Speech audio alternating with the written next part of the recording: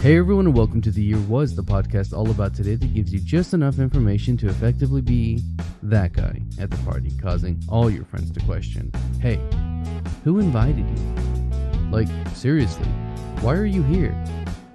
I'm your host, Michael Montalvo, and for the next few minutes we will swim through the river of time to try and find out what makes today truly unique. In this episode, we examine the events that occurred November 16th.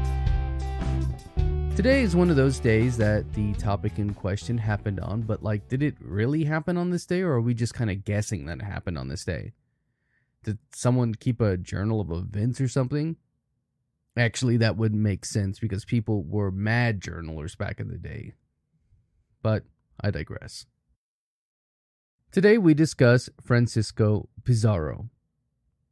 Pizarro was born sometime in 1475 and would live until June 26, 1541, but that's jumping ahead a bit. That's also actually about the extent of what I could find on Pizarro's early life, with the exception of his parents' name, Gonzalo Pizarro and Francesca Gonzalez. I also found out that he was illegitimate.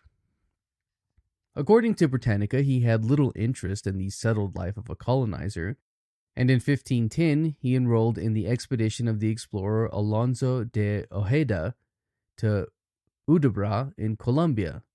3 years later, he would act as captain in an expedition led by explorer Vasco Núñez de Balboa that was credited with the European discovery of the Pacific. And then, from 1519 to 1523, he acted as the mayor of the newly founded town of Panama. But adventure, she came a-callin', and it was in 1523 that he made plans of discovery and conquest in South America. This, of course, leads us to the Inca Empire. The Inca civilization flourished in ancient Peru from around 1400 to 1533 CE and would extend across western South America. The Inca lived on the harsh landscapes of the Andes but would adapt to the land, and as such were able to make their homes on plains, mountains, deserts, and the tropical jungle. I really struggled not to make a planes, trains, and automobiles joke there. From worldhistory.org, the rise of the Inca Empire was spectacularly quick, but they were also no stranger to conflict. They were founded on and maintained by force, and were often unpopular with their subjects. The Incans were subject to rebellions and war and the outside threat of explorers. By now, it is December 1530, and Pizarro has left Panama for his third voyage to explore South America. Their usual spot, Tumbes, no longer offered a safe place to stay, and so they ventured inland and eventually established the first Spanish settlement in Peru. They continued on and were eventually invited to visit the Inca ruler Atahualpa. Atahualpa was in the midst of a civil war which had divided the people and resulted in the death of his half-brother, Huáscar, by his own command.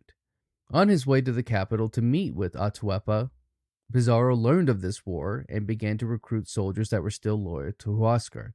The year was 1532, and on this day, November 16th, Francisco Pizarro led an army of 200 men to trap and capture the Incan ruler Atahualpa. The trap was simple: lure him into a valley just outside of Cajamarca with the promises of a feast in honor of his new ascension to the throne.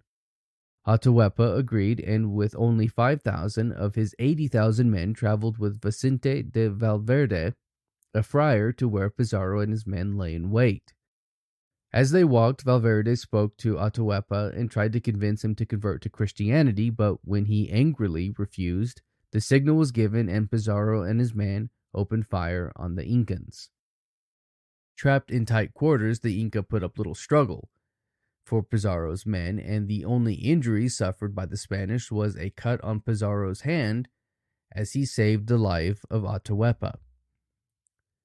The 200 Spanish soldiers slaughtered 5,000 Incans in only 1 hour.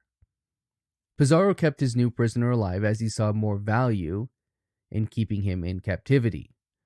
Atahualpa pled for his life with promises of gold and silver, and Pizarro's greed eventually accepted the promises of riches. Only after receiving these treasures, the Incan emperor was brought up on charges of inciting a rebellion.